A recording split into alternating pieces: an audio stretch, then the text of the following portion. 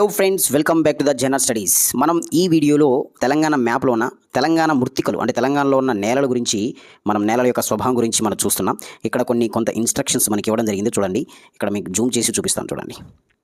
చూడండి, ఎర్ర మృత్తికలు అంటే రెడ్ కలర్లో మొత్తం కూడా ఎర్ర నేలల కింద వస్తుంది. నల్ల మృత్తికలు అంటే నలుపు, అది ఇలా బూడిద కలర్లో ఉంది కదా, ఆ కలర్లో ఉన్న జిల్లాలు మొత్తం నల్ల మృత్తికలు మనం చూస్తున్నాం.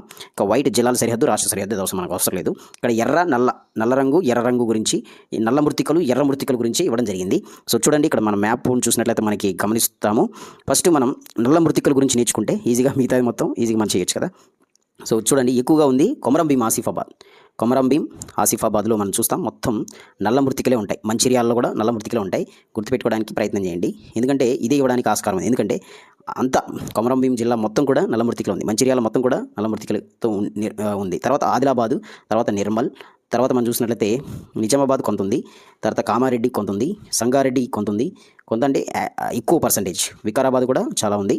సో వికారాబాదు, సంగారెడ్డి, కామారెడ్డి, తర్వాత నిజామాబాదు, నిర్మల్, ఆదిలాబాదు, కొమరం భీం, మంచిర్యాలలో మనకి నల్ల మృత్తికలు ఉంటుంది. తర్వాత ఎర్ర మృత్తికలు ఇక్కడ కూడా ఉంది. కొంత మహబూబ్నగర్లో కొంత, జోగులాంబ గద్వాల్లో కొంత, నాగర్ కర్నూల్లో కొంత ఉంది, సూర్యాపేటలో కొంత ఉంది, కరీంనగర్, వరంగల్ కరీంనగర్లో కూడా మనకి నల్ల మృత్తికలు అక్కడక్కడ కనబడుతూ ఉంటాయి.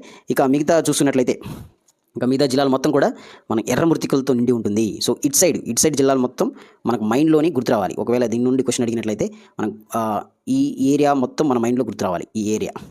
ఈ ఏరియాలు మొత్తం మన మైండ్లో గుర్తుంచుకుంటే అప్పుడు ఈజీగా మనం ఆప్షన్స్లో ఇదొకటి గుర్తుపెట్టుకోండి. వరంగల్ పట్టణం అంటే వరంగల్ రూరల్ నుండి కరీంనగర్లో నల్ల మృత్తికలు మనకి కనబడతా ఉంటాయి. ఇదొకటి గుర్తుపెట్టుకుంటే ఈజీగా మనం ఆప్షన్స్ ద్వారా మనం ఆన్సర్ని క్రాక్ చేయొచ్చు అని గుర్తుపెట్టుకోవాల్సిన అవసరం లేదు. మనకి ఎన్ని జిల్లాలు ఉన్నాయి అనేది మనం గుర్తుపెట్టుకుంటే సరిపోతుంది. So thank you friends.